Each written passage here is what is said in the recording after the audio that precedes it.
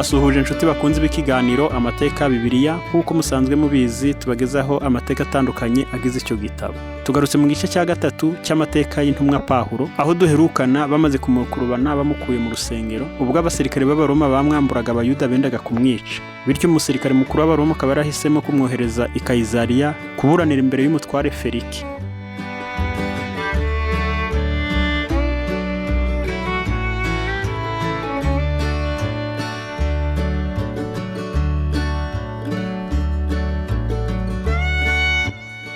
Abayuda nk'ubwoko bari mu mivurungano n'uburakari kandi imidugararo yakundaga kubaho. Kuguma i Yerusalemu kw'intumwa Pawulo byari guteza ingaruka mu mujyi ndetse no ku musirikare mukuru we ubwe.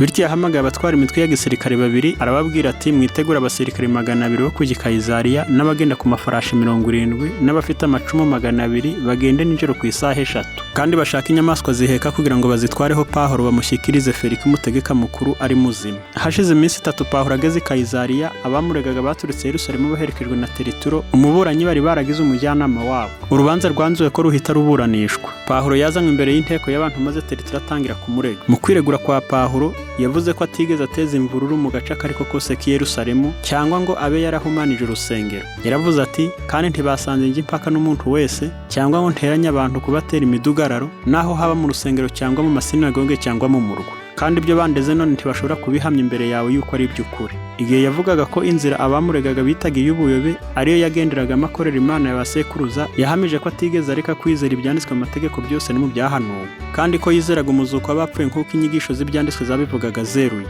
Yakomeje avuga ko icyo aragambiriye mu buzima bwe ari ukugira umutima utamurega ikibagirira Imana cyangwa abantu iminsi yose. Bityo Feliki yahise asubika urubanza kugeza igihe Rusiya yari kuzazira. Yaravuze ati Rusiya umutware w'ingabo namara kuza, nzaca urubanza rw'amagambo yanyu. Pawulo yakomeje kuba mu nzu y'imbohe, ariko Feliki ategeka umutware uyobora abasirikare 100 wari ushinzwe kurinda Pawulo ko areka Pawulo akishyira akizana kandi ntabuze inshuti ze kumuha icyo akeneye. Pawulo yamaze indi myaka 2 nta gikorwa cyo kumugirira nabi akorewe, nyamara akomeza kuba imbohe.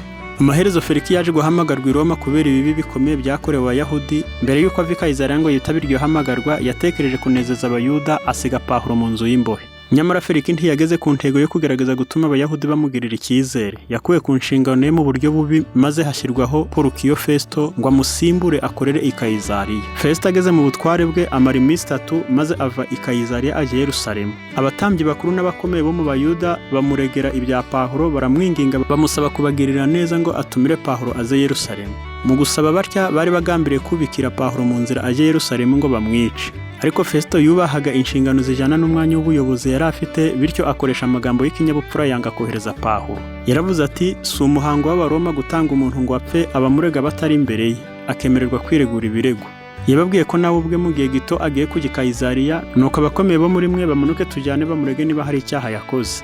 Festo yaje kubona ko ikibazo bagiraga impaka cyari gifitanye isano n'inyigisho za Kiyahudi, kandi amaze kubisobanukirwa neza yabonye ko nta kintu na kimwe mu byo baregaga Pawulo cyari kugaragazwa ko ari ukuri ngo bituma acirwaho urwo gupfa cyangwa ngo ashyirwe mu nzu y'imbohe. Nyamara yabonye neza uburakari bukaze bwari kuvuka iyo Pawulo adacirwaho iteka cyangwa ngo amuhe Abayahudi. Nuko Festo ashatse kwikundisha Abayuda ahindukirira Pawulo amubaza niba ashaka kujya i Yerusalemu arinzwe nawe kugira ngo acirwe urubanza n'urukiko rukuru rw'Abayahudi. Intumwa Pawulo yarazi neza ko adashobora kubonera ubutabera mu bantu bihamagariwe umujinya w'Imana kubera ubugome bwabo. Nk'uko byagendekeye umuhanuzi Eliya, Pawulo yarazi ko yari kugirira amahoro mu bapagani kurusha kuyabonera mu bantu bari baranze umucyo wo mu ijuru kandi barinangiye imitima bakanga ubutumwa bwiza. Arambiye izo mpagarara byagoye umutima we wagiraga ubutwari gushobora kwihanganira guhora atinzwa, gusubika urubanza ndetse no kuba mu nzu y'imbohe. Nk'umuturage w'Umuroma yahisemo gukoresha amahirwe yari afite yo kujurira kuri Kayizari. Pawulo yari yarajuririye Kayizari kandi Festo nta kindi yagombaga gukora uretse kumwohereza i Roma. Ariko hashize igihe kugira ngo haboneke ubwato bukuriye kumujyana. Kandi kubera ko hari izindi mbohe zagombaga koherezwa na Pawulo, kubanza kwiga ku bibazo byazo byatumye habaho gutinda. Ibi byahesheje Pawulo amahirwe yo kuvuga impamvu zo kwizera ko imbere y'abantu bakomeye b'i Kayizariya n'imbere y'umwami Agiripa wa kabiri ariwe mwami wa nyuma mu muryango w'Abaherode. Pawulo wari ucyambaye iminyururu mu maboko yahagaze imbere y'imbaga yari iteraniye aho. Pawulo wari imfungwa ageze mu zabukuru, yarazirikishijwe umunyururu ku musirikare wamurindaga. Nta kindi cyagaragaraga mu maso he cyari gutuma abantu bamwubaha. Nyamara ijuru ryose ryari ryitaye kuri uwo muntu wagaragara ko nta nshuti agira cyangwa ubutunzi cyangwa umwanya w'icyubahiro, ndetse akaba yari afungiwe kwizera umwana w'Imana kwe. Festo ubwe yeretse Pawulo abari bateraniye aho muri aya magambo. mwami Agiripa, namwe mwese abo turi kumwe hano murareba uyu uw'abayuda bose bansabiraga i Yerusalemu nino basakuza ngo ntagikwiriye kubaho.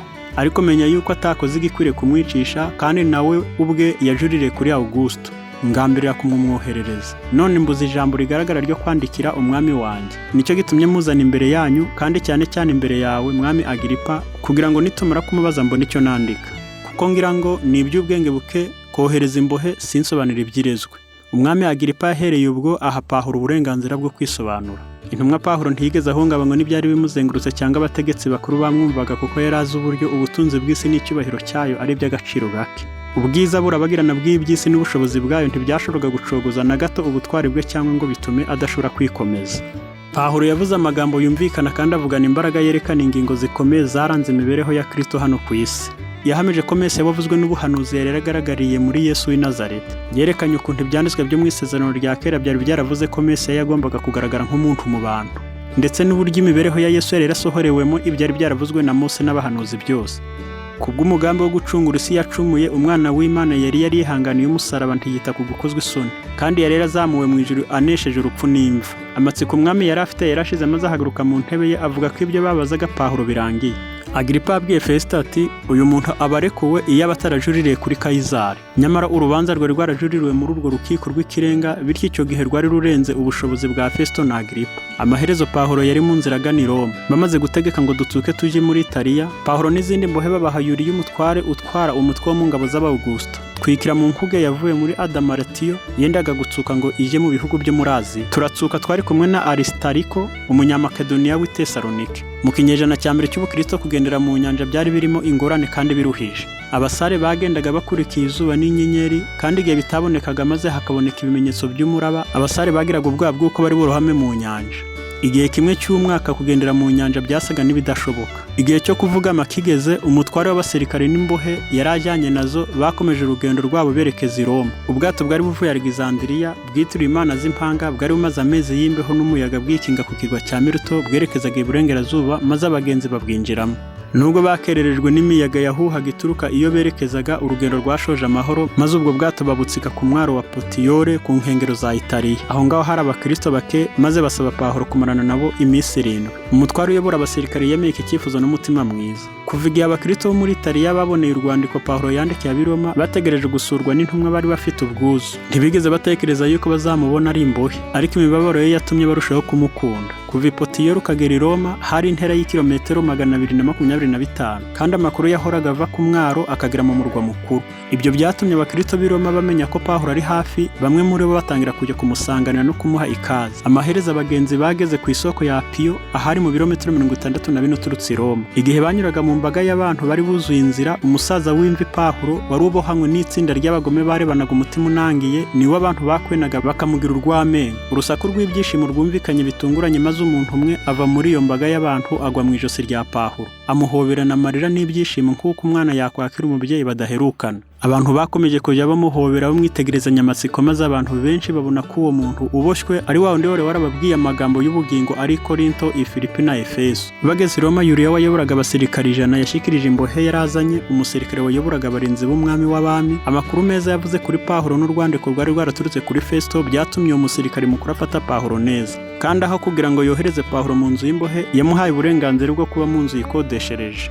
Nubwo Pawulo yari aziritswe ku musirikari, yari afite umudendezo wo gusurwa n'inshuti ze no gukora kugira ngo umurimo wa Kristo uje mbere. Abenshi mu Bayahudi bari barabujijwe kuza i Roma kubw'inzara yari yarateye i Roma ku ngoma y'umwami w'abami Claude wa mbere. Mu myaka mike yari ishize bari baremerewe kuhagaruka, ku buryo wahabasangaga ari benshi. Mbere ya byose Pawulo yiyemeje kumenyesha abo bantu bimwerekeyeho ndetse n'umurimo we. Yigambiriye kubikora mbere y'uko abanzi babona akito ko kumwangisha abo bantu. Nyuma y'iminsi 3 ageze i Roma, Pawulo yateranije abakuru bo mu Bayuda, maze mu mvugo yoroheje kandi ziguye abamenyesha impamvu yatumye aza i Roma ari imbohe. Yashakaga kurwanirira ukuri no gutuma ubutumwa bwiza bukomeza kubaho. Mu gusubiza abamwumvaga bavuze ko batari barigeze bagezwaho ibirego, haba mu mabaruwa yandikiwe abantu muri rusange cyangwa y'umwihariko, kandi ko mu Bayahudi bari baraje i Roma nta n'umwe wari waramureze ubugome ubwo ari bwo bwose. Bagaragaje icyifuzo gikomeye bari bafite cyo kwiyumvira ubwabo impamvu atanga zo kwizera kwe. Baravuze bati, kuko icyo gice tuzi yuko bose bakivuga nabi. Kubera ko bo ubwabo babyifuzaga, Pawulo yabasabye gushaka umunsi yazabagezaho ukuri k'ubutumwa bwiza. Igihe bemeranijeho kigeze, bamusanze ari benshi. Arabibasobanurira, ahamya ubwami bw'Imana, bemeza ibya Yesu, Pawulo abikuye mu mategeko ya Mose no mu byahanuwe ahera mu gitondo ageza nimugoroba. Yabarondora ibyamubayeho kandi yerekana ingingo zo mu byanditswe byera mu isezerano rya kera mu buryo bworoheje, avugisha ukuri kandi afite imbaraga. Intumwa Pawulo yerekanye ko idini idashingiye ku migenzo n'imihango, amahame n'ibivugwa mu magambo gusa. Iyo biba bimeze bityo, umuntu wa kamere yashoboraga kuyisobanura yifashishije gucukumbura nk'uko asobanukirwa ibindi byose byo mu isi. Pawulo yigishaga ko idini ari imbaraga ikora, imbaraga ikiza, ihame riva ku Mana yonyine. Ukamenya imbaraga y'Imana itera umutima kuba mushya k'umuntu ku giti cye. Yerekanye ukuntu Mose yari yarerekeje Isirayeli kuri Kristo nka wa muhanuzi bagombaga kumva. Abereka ukuntu abahanuzi bose bari baramuhamije nk'umuti ukomeye Imana yatanze wo gukiza icyaha, umuziranenge wagombaga kwishyiraho ibyaha by'abanyabyaha. Pawulo ntiyigeze yerekana ko ikosa ryabo riri mu kuziririza imigenzo n'imihango, ahubwo yerekanye ko mu gihe bakomezaga kuziririza imihango bakayitondera cyane, babaga birengagiza uw'ibyo bakoraga byose byashushanyaga. Nyamara nubwo umurimo wa Pawulo watangiranye n'abicishaga bugufi n'abiyoroshyaga, imbaraga yawo yarakwiyigira no mu ngoro y'umwami w'abami. Icyo gihe Roma wari umurwa mukuru w'isi, ba Kayizari babibone bategekaga hafi amahanga yose yo ku isi. Umwami n'ibyegera bye ntibari bazi umunyanazareti wari wicishe bugufi cyangwa bamurebanaga urwango n'agasuzuguro. Nyamara mu gihe kitageze mu myaka 2, ubutumwa bwiza bwabonye inzira buva mu icumbi riciriritse y'imbohe bugera ibwami. Pawulo yaraboheshejwe iminyururu nk'umugizi wa nabi, ariko ijambo ry'Imana ryo ntirishyirwa mu ngoyi. Ubwo Imana yahaga imigisha umurimo wa Pawulo mu murwa wa Roma, ku buryo abantu benshi bihanaga kandi abizera bagakomezwa ndetse bakagira ubutwari. Abandi benshi barikusanyaga atari kugira ngo babangamire umutekano wa Pawulo, ahubwo kwari ukwishyira ukizana kw'itorero. Ageze Roma yashizwe mu maboko y'umusirikare wayoboraga barindaga ibwami. Uwo musirikare yari umugabo utabera kandi w'inyangamugayo. Kubera impuhwe uyu musirikare yagiraga, yaje guha Pawulo umudendezo wo gukomeza umurimo wo kuvuga ubutumwa bwiza. Ariko mbere y'uko imyaka 2 yo gufungwa kwa Pawulo irangira, uyu mugabo yasimbuwe n'undi Pawulo atari yiteze kugiriraho amahirwe. Abayahudi bari bashishikariye kurwanya Pawulo kurusha ikindi gihe, maze bahera ko babona umufasha ushoboye. Uwo yari umugore wuzuye ubugome, umwami Nero yari yaragize umugore wa kabiri, kandi kuko yari yarayobotse idini ya Kiyahudi, yabemereye gukoresha ubushobozi bwe bwose kugira ngo bafashe gusohoza imigambi yabo mibisha. Bari bafite icyamamare mu Bukristo. Pawulo ntiyiringiraga kubonera ubutabera imbere ya Kayizari yajuririyeho. Nero yari yarangiritse cyane mu mico mbonera, ntacyo yahaga agaciro mu mico ye, kandi yari afite ubugome bukomeye kurusha abayobozi bamubanjirije. Ntabwo ubutegetsi bwagombaga guhabwa umutegetsi wakandamezaga nkawe. Umwaka wa mbere w'ingoma ye waranzwe no kuroga murumuna we muto wo ku mugore wa se, kuko ari we wagomba kuzamusibura ku ngoma. Nero yari yaragiye ava ku rwego rumwe rw'ingeso n'ubugome akajya ku rundi, kugeza igihe yishe nyina wamubyaye, nyuma akurikizaho umugore we. Nta kibi na kimwe cyangwa igikorwa kibi kibabaje atakoraga. Umuntu wese ushyira mu gaciro yaramwishishaga kandi akamuzina. Ibyaha byakorerwaga iwe byari bikojeje isoni cyane kandi biteye ubwoba ku buryo ntawashoboraga kubisobanura. Ubugome bwe bukabije bwateye na benshi mu bari barahatiwe gufatanya nawe kumuzinukwa no kumwanga urunuka. Bahoraga batewe ubwoba n'ibibi bikomeye yashoboraga kubabwira gukora. Muri icyo gihe umuriro ukaze wadutse mu murwa wa Roma, maze utwika hafi 1/2 cy'umujyi. Byaje kuvugwa ko Nero ubwe ari we ibibatsi by'umuriro bicana, ariko kugira ngo akureho urwikekwe yitwaje kugaragaza ubugwaneza, afasha abatari bafite aho bikinga n'abatindi nyakwiye. Nyamara yaje gushinjwa ubwo bugome. Abantu baravurunganye kandi bararakara, kandi kugira ngo Nero yigire umwere kandi ngo akize umujyi, itsinda ry'abantu batinyaga kandi yangaga. Icyo kirego yagishize ku bakristo. Amayere ye yageze ku ntego, kandi ibihumbi byinshi by'abayoboke ba Kristo, abagabo, abagore n'abana bicwa urw'agashinyaguro. Pawulo yasimbutse ako karengane, kuko nyuma gato yo kurekurwa yahise ava i Roma. Iki gihe cya nyuma arafite umudendezo, yarushijeho gukora neza abwiriza amatorero. Ibigeragezo n'amakuba Pawulo yari yihanganiye byari byaraciye intege imbaraga ze z'umubiri. Yari afite intege nke ziturutse ku bukure. Nyuma y'uko Pawulo arekuye i Roma, umurimo yakoreye mu matorero ntiwashoboraga kwihisha abanzi be bamugenzaga. Kuva itotezwa ryatangizwa na Nero, ahantu hose abakristo bari barabaye agatsiko kahawe akato. Nyuma y'igihe gito, abayahudi batizeraga bagize igitekerezo cyo gushyira kuri Pawulo icyo cyaha cyo kuba ari we watumye Roma itwikwa. Nta n'umwe muri bo watekerezaga ko icyo cyaha bamuregaga cyamuhamya. Nyamara bari bazi neza ko ikirego nk'icyo gitanganwe ubwitonzi cyari gutuma ibyo birangira. Biturutse mu muhati wabo, Pawulo yongeye gufatwa maze ajyanwa gufungwa ubuheruka. Aha niho dusoreje igice cya 3 cy'amateka y'intumwa Pawulo. Imana ibarinde, tuzongera guhurira mu gice cya 4 cy'amateka y'intumwa Pawulo.